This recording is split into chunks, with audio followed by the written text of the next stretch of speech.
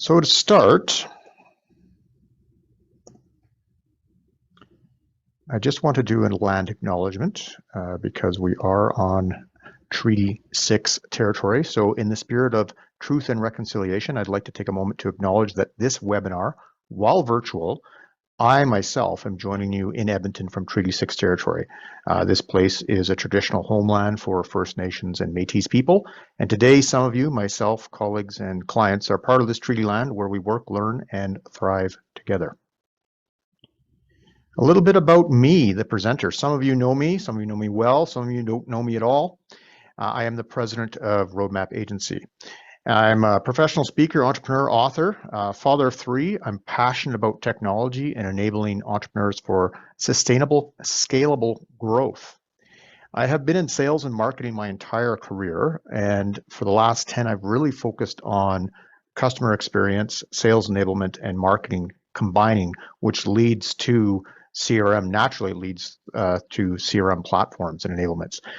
So taking those three professions of sales, marketing, and customer experience and putting them into a platform has become a passion project of mine for the last decade.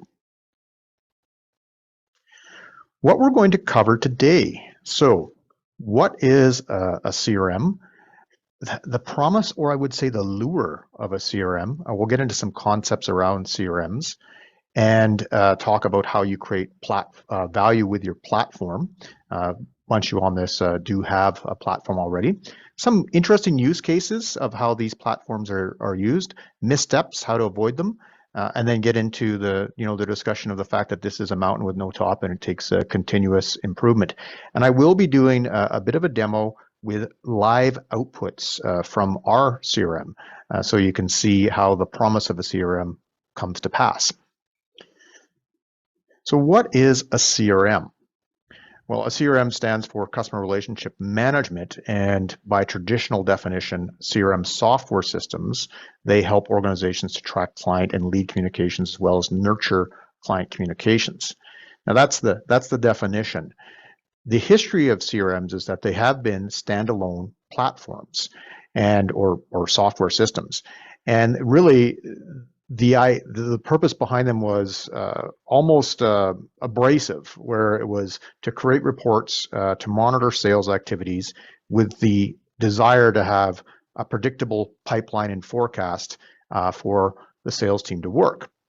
They tended to be more administrative than supportive.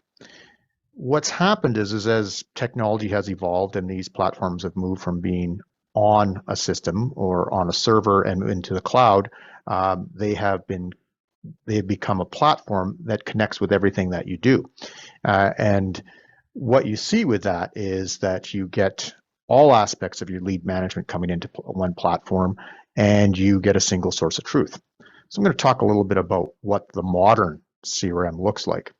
So the modern CRM, it does consolidate all your client communications from all channels. Now that's important to note because a modern CRM will incorporate communications from your website and get your website analytics that'll get baked into the contact record on a CRM. It can also manage your chat, and so all your chats can go into one spot and be converted immediately into leads. SMS, texting, VoIP, you can connect your telephone system with your CRM, so calls are recorded directly into your CRM. Of course, all emails, meeting bookings, promotion form fills from either social or either online events or webinars like this can all get recorded into your CRM. It becomes a single convenient location where everything is in one spot. In addition, all your different activities and e-signing for quotes and various purchases that are happening, tasks associated with each prospect, lead, contact, client, all that stuff is in your CRM. And it's readily available for everyone to see if you've had your permissions such that everyone in your organization can see. So what this means is essentially that your entire team can access all these details at the right time to either help close a sale or deliver outstanding service. Now,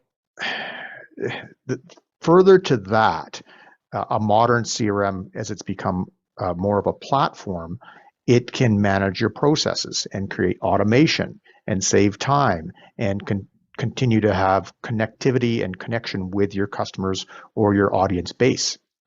And it can ensure that tasks are completed through reminders that are sent to you, triggering that you haven't contacted a customer in a certain amount of time. And so you get automatic reminders so you don't have to remember that kind of stuff. And of course, last but not least, all this information can be reported into dashboards and have different types of custom reports so that you can create a predictable revenue model for your organization. So you can get some key metrics at your fingertips, metrics that matter, such as your close rate, average deal size, deal velocity, stuff like that, or how many touches it's going to take you to actually get to move an opportunity from one stage to the next stage. So, a modern CRM puts everything together, and then it becomes up to you with the system to see what you can do with it. So this leads to the promise of a CRM. And this is kind of, as I said, the lure of the CRM. We're all promised when we want to engage with a CRM that, hey, we're going to increase sales by 29%. That is the average increase in sale that is reported upon. Okay, you're going to get automation, save time, and create consistency. And then there's going to be all these reports and dashboards that are going to give you, visibility and a single source of truth. So managers will know what's going on with their sales team or with their customer service team, and they'll have reports and be able to manage all stuff. So that's the promise of a CRM. And all this stuff can occur, and all should occur. This promise of the CRM should occur. But it comes down to understanding what the real value of your CRM is. The real value of your CRM is, one, consolidation. It replaces, like I've seen clients that have spreadsheets with each salesperson has a spreadsheet, or notebooks, or sticky notes for deals, or different databases, and the client information is all over the place. And you've got different apps or point solutions that are reaching out to your customers, and none of the data is consolidated. So in order to get an understanding, you grab data from 1, 2, 3, 4 different sources to try to knit together some sort of understanding of what's going on or how to drive your business. So consolidation is one of the biggest aspects in connecting everything. But further to that, the real value of the CRM is the culture change that happens with the transparency, the insights you get from what's going on, the predictability. So you start to put in your processes and you create more predictability in how you go to market, real-time reporting, scalability. So when you think about that, you've got, when you start to understand that you do this, do that, and then it equals that, you now have levers that you can push or pull, and you've got data to back it up. And of course, that leads to, you can standardize, you create more efficiencies, you have quality control on the different processes that you're executing upon, because your CRM becomes a platform that can manage all aspects of your business when you go down that journey. So the real value of a CRM is not necessarily the promises. The promises will happen if you do the behavior changes and embrace it, and the culture change that can enable the promises to occur. So a little thing here about CRMs, and you can get confused about things. So CRMs, modern CRMs, have really evolved into being platforms. Platforms that connect a lot of different aspects of your customer outreach, be it prospects with marketing, be it the sales funnel management, be it after sales service with your customers. And you can do that with point solutions. Now, point solutions are any tool or software that aims to address a single use case or challenge that exists within a business. So SMS, texting, single use case. SurveyMonkey, sending out a survey. MailChimp is a good example of mass marketing point solution. Now, a platform enables businesses to create solutions that address a variety of use cases across the operations, and can do a lot of different point solutions, or you bolt in the point solutions to the platform so it's all combined as one. So the real thing that they do is they improve connectivity, control, and the data collection into one spot. And of course, HubSpot is an example of a platform. Microsoft 365 is an example of a platform because of all the connectivity it has across its whole ecosystem that it provides. So the primary difference between a platform and a point solution lies in scalability and flexibility. Point solutions tend to be better at a single use case thing, as they should be, because that's what they focused on. While a platform solution will allow your business to scale. Okay, and create a robust foundation for your business to scale. So you have all your data on one spot. You have a system that everybody's aware of. It's a single source of truth. And think of a way exactly, I guess, in a way like accounting used to be. So when I say that, accounting used to be something that was standalone, like a point solution that was a function over there, and now we're teaching financial literacy across every aspect of an organization, because everybody needs to understand financial literacy in their organization. So it's no longer just this specialized point solution. So that's the differences between those two, and it's important to understand that, because what you have moving forward with CRMs is they become these composable systems. They don't need code to actually be able to make the system what you want it to be. You're modifying templates to create digital transformation. And you can create different you understand the use cases, and you then put in add-ons, third-party integrations, and point solutions to make your composable platform for what you need specifically for your company. And that's the power of these platforms, which leads to everyone needing to understand, if they're going to be thinking about a CRM, they're going to be thinking about what's going on, they need to understand their tech stack. And a lot of folks don't know what a tech stack is.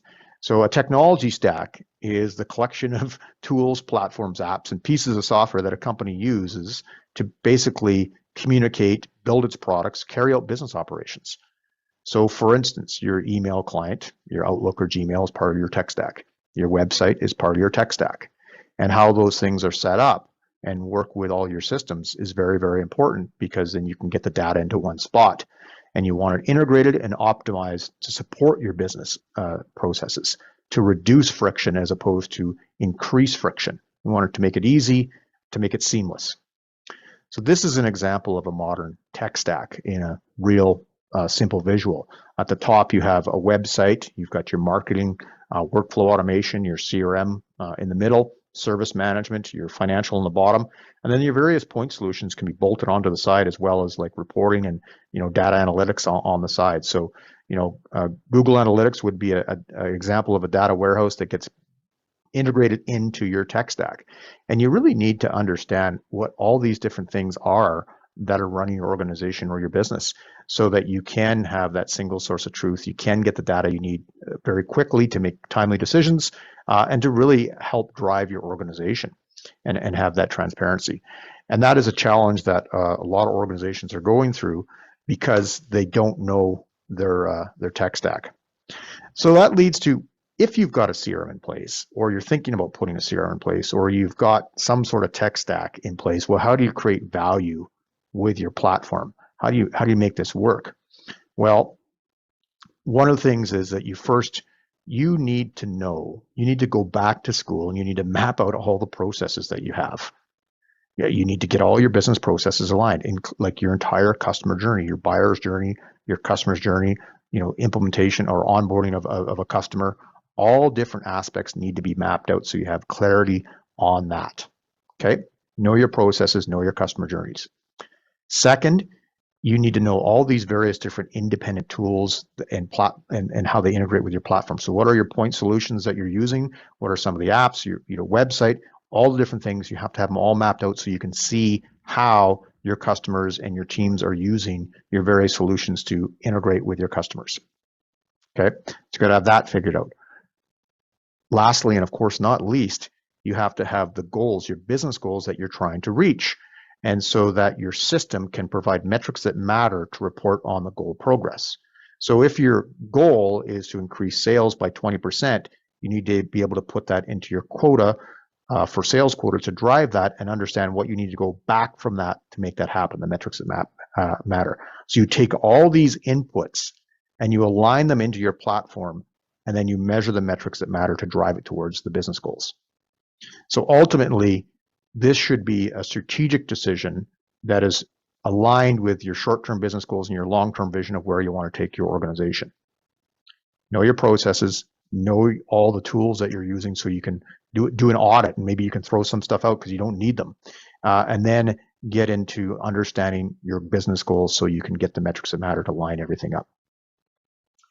So here's some use cases, and this is what's really interesting about platforms, is that we're just showcasing, I'm not going to give any company names or anything like that, we're just showcasing 4 unique use cases that are not anything what you would think a typical CRM would be doing. And what we have here is we've got an education company, and what they used their CRM platform for was it became like the brain or the air traffic controller of their whole go-to-market strategy. So they have live and on-demand course offerings that are offered through an e-commerce platform that's connected to a CRM. That when purchases are made, it creates notifications and helps set up Google Classroom, and it manages the whole student journey. Okay, so the CRM is, in this case, is the brain that is bolted on to various different other systems to manage their go-to-market strategy. Really interesting use case of a CRM. And we've got a fintech company that, while they use the CRM in the traditional manner to manage their sales pipeline, the majority of their effort is client onboarding and client optimization. And so they've set up various monitoring checkpoints. They have data coming in on how their businesses are using, that they're integrated with, are using their platform and their technology, and their CRM gets their team to reach out and provide nudges, additional support, additional training to optimize and grow that customer base. So they're really working on growing the customers that they have within their system and monitoring that customer growth, so they can, it's really a very advanced account management. And so, yeah, they do focus on customer acquisition for sure, but it's more focused on the customers they have and farming and growing what they have. So they're heavily focused on the service module, and they've modified their need for how they can grow their revenues with the CRM, grow their business. The next use case is a consulting company, and this is wild. They use the CRM as resource management to enable them to sell. So what their go-to-market strategy is that they get an opportunity, they'd have a specific skill set that's required to match to that opportunity, and they have a database of hundreds of consultants that they have to see if they have the skill set to meet that opportunity. Then, of course, the availability. So they're skill matching to the availability, and then they'll be able to work on the opportunity. And so the CRM becomes that resource availability and matching platform for them that enables their sales growth. The last one I'm going to show is it's interesting more. Their aim is to be able to forecast and then put resources towards when they have gaps in their forecast. So traditional leads come in for events. They have multiple sources of leads, and they have a single source of truth now managing all those leads.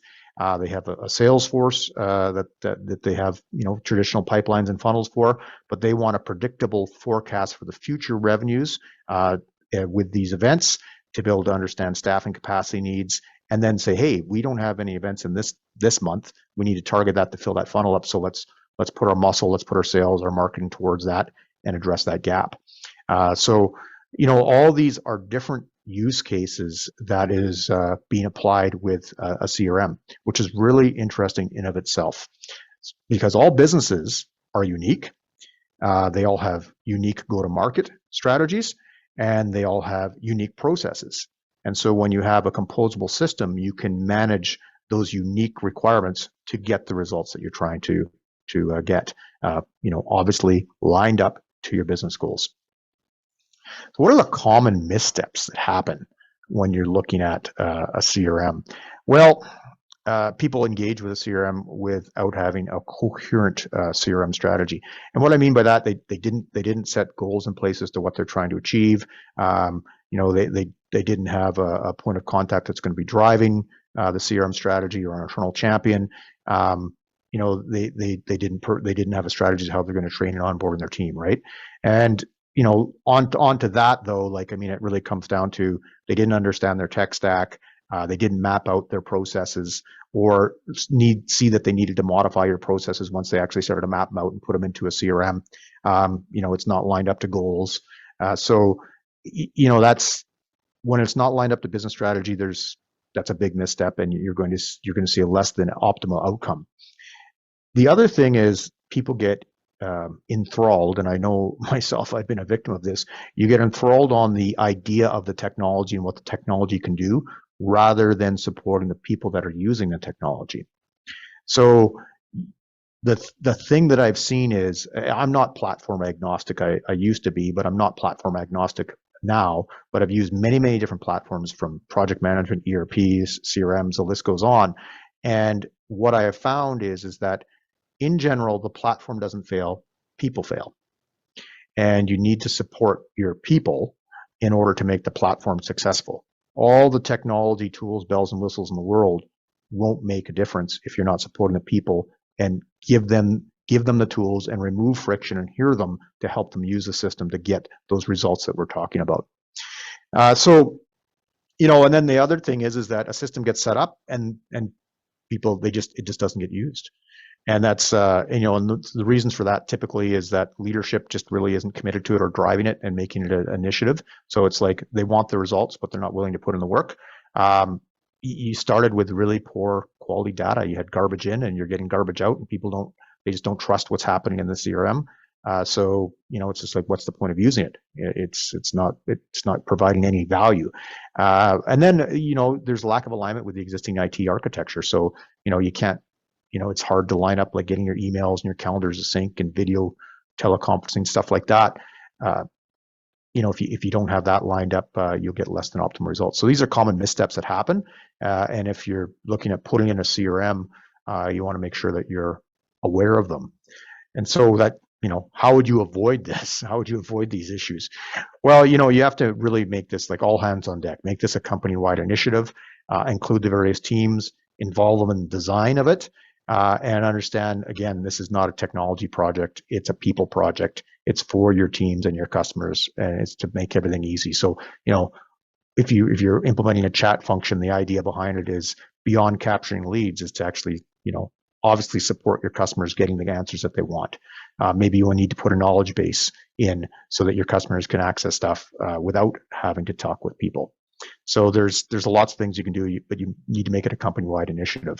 You need to have a change champion that's going to be leading the charge. If you don't have that, if there's not one person that's leading the charge, committed to keeping things on track and achieving those outcomes that I showed, the promise or the lure of the CRM, it won't work. That has to happen. So, and I've seen that when that change champion isn't in place, it becomes a rudderless initiative.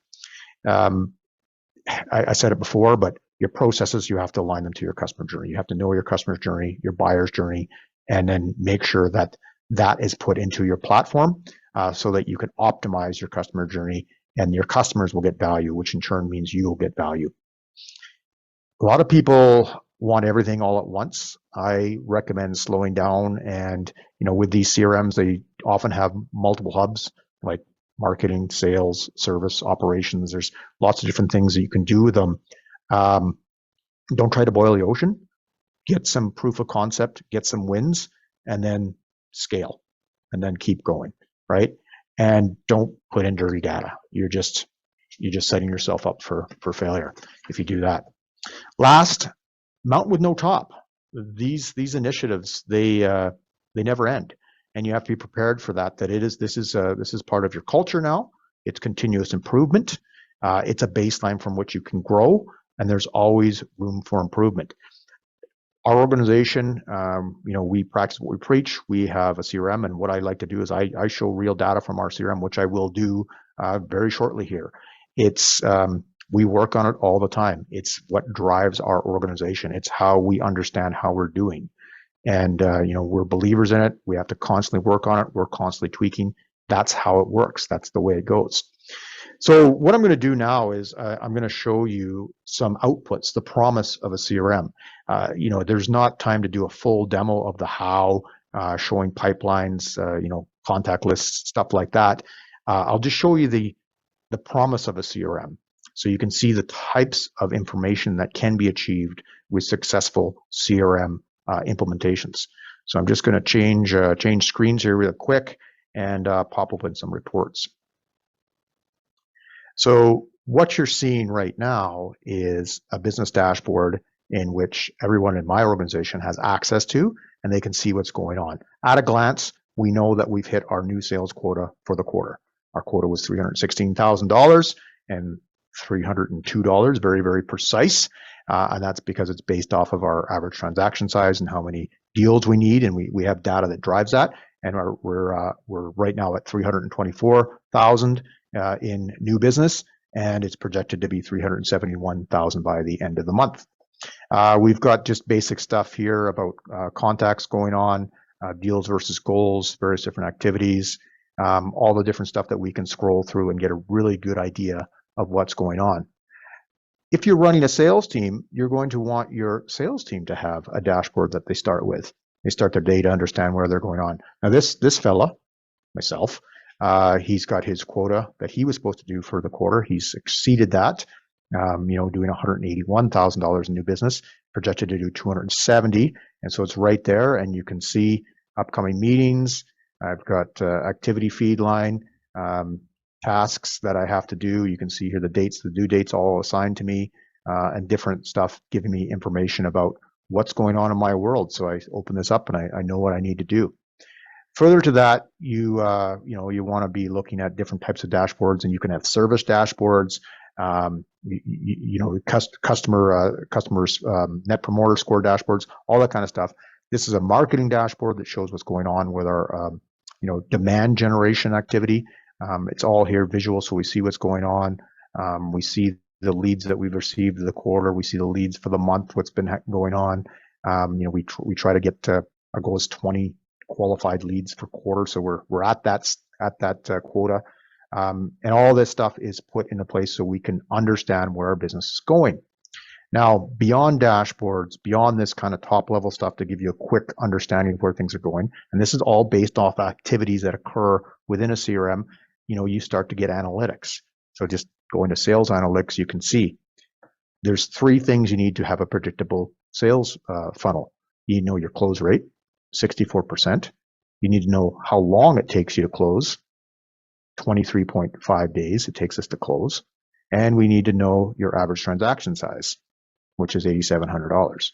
So with those 3 metrics, which are real time, and I see exactly what's going on, I know how many deals I need to bring in to my pipeline to hit my quota goals, because I know what my close rate is, and I know what my deal velocity is, and I know what my average transaction size is. And the math just works. So now I need to know, how many leads do I convert to opportunities, which I actually do know is 13%. So then I know how many leads I need to do to get into deals, to get into my pipeline, to give me my new business requirements. So it's not magic, it's math, but you need a model, you need a platform that grabs all this data so you can get this and you can really manage your business. And that's what it really comes down to. Lastly, when you want to understand math, and anybody that's a business leader wants to see ROI, well, this is what all our marketing activities got us in this was the last quarter of 2021. And, we influenced this many contacts, we closed this many deals, and that's the real revenue model right there. That's the new business that closed as a result of all these various different marketing activities, which are listed here, and all the customers that were touched. This is the top line results. So you got a pretty good line of sight as to the activities that you're doing that are driving this, which is all on one platform. Now, a deeper demo can take upwards of 2 hours to go through, how you set up your social calendars and your various different Google ad campaigns and all that kind of stuff that ties into all this stuff, and your sales pipelines and your net promoter scores and your surveys and your automations that when a deal moves to this or whatever, that you send out a survey, or a customer record that hasn't been touched in a certain amount of time will get a task to be contacted, so you have the amount of customer touches that you want.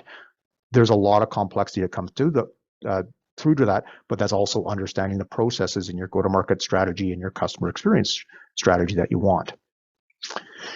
Okay, so a mountain with no top.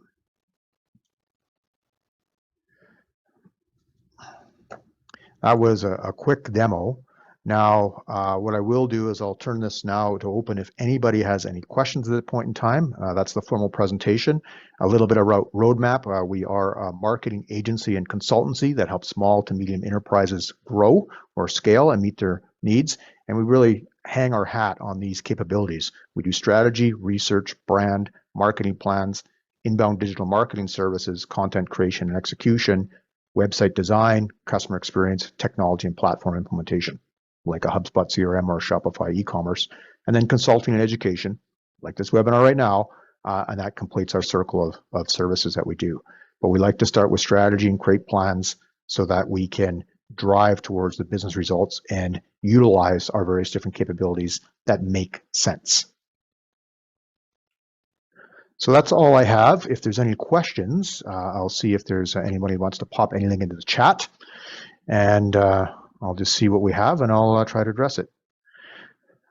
Looked into HubSpot and it's likely too high profile for us. Are you familiar with Wild Apricot? I am not familiar with Wild Apricot, but what I would say is that HubSpot has various levels, including free, and the starter, which I think the whole starter suite now is at about $65 US, and there tends to be, and that's what HubSpot charges. And for nonprofits, Jenny, which I know you are, there's nonprofit rates.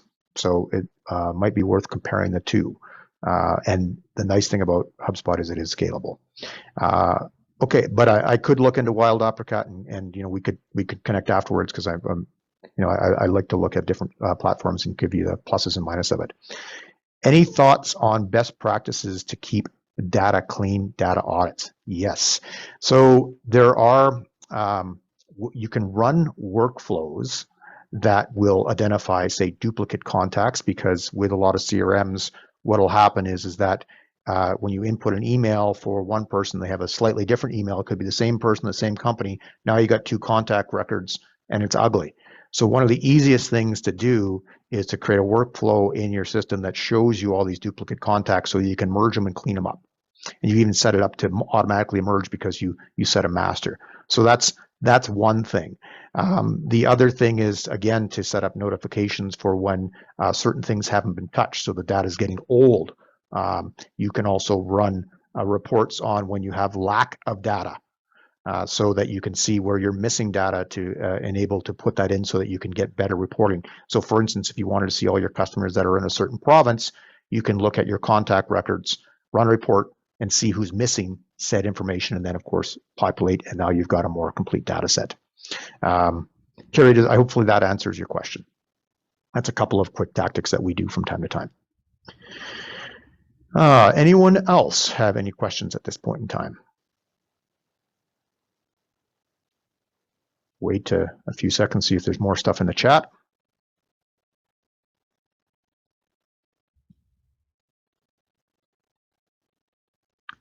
No, it doesn't appear. So either I, enthralled you and answered all your questions, or I didn't give you enough information. But I am available. You can direct message me afterwards. I really wanted to introduce you to the overall modern concepts of CRM and the opportunities that you have with a CRM for your organization. There are so many use cases with CRMs. We've done stuff with nonprofits, various different organizations. It's really the idea of being composable. You have to just understand what your business goals are, and then the platform will implement it and help you get there. And so you can reach out to me directly, and we can have a chat, and even a more deeper demo. And this will be emailed out afterwards, the recording, so you have access to it. And of course, we can connect anytime. So that concludes the program. Oh, I have one more chat. Thanks, Steve. All right, thank you. That concludes the presentation. Enjoy your day. Bye for now.